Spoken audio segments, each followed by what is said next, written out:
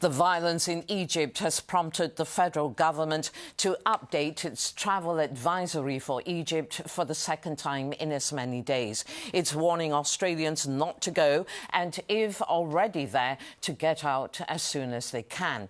The Egyptian community here, meanwhile, has turned out to show its support for the protests.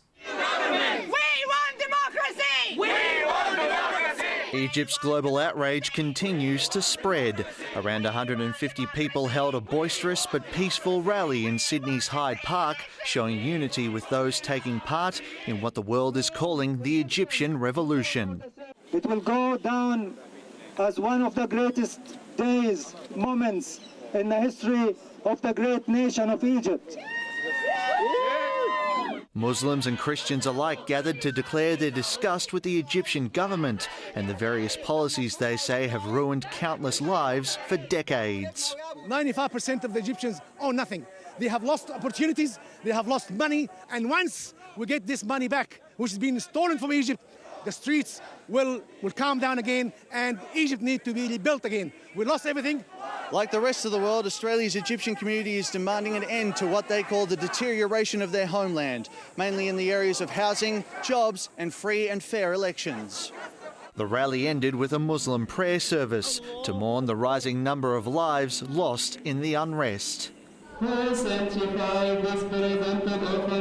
Sunday services in Coptic churches were also dominated by prayers for their brethren, but the scores gathered outside the Egyptian consulate in Melbourne were far from forgiving.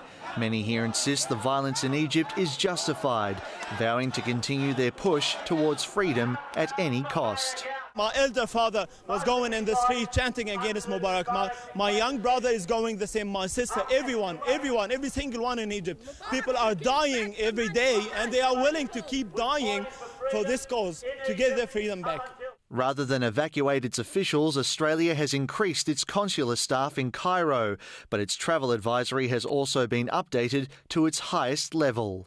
Our message to Australians in Egypt is stay away from demonstrations, and if it is safe to travel, to exit Egypt, then do so. Here, tours of Egypt are being cancelled, with airlines taking extra precautions. They're actually advised travel agents to tell their clients that they can actually put their tickets in for a refund and there'll be full refunds on them. So far, there haven't been any reports of Australians killed or injured in the protests, but as the government monitors the situation there, it's joined a growing list of countries demanding Egypt listen to its people. It is our hope and expectation that the government of Egypt respond to the legitimate expression of democratic sentiment on the part of the people who are conducting these protests, which after close to a week are still showing no signs of ending. Manny Tsigas, World News Australia.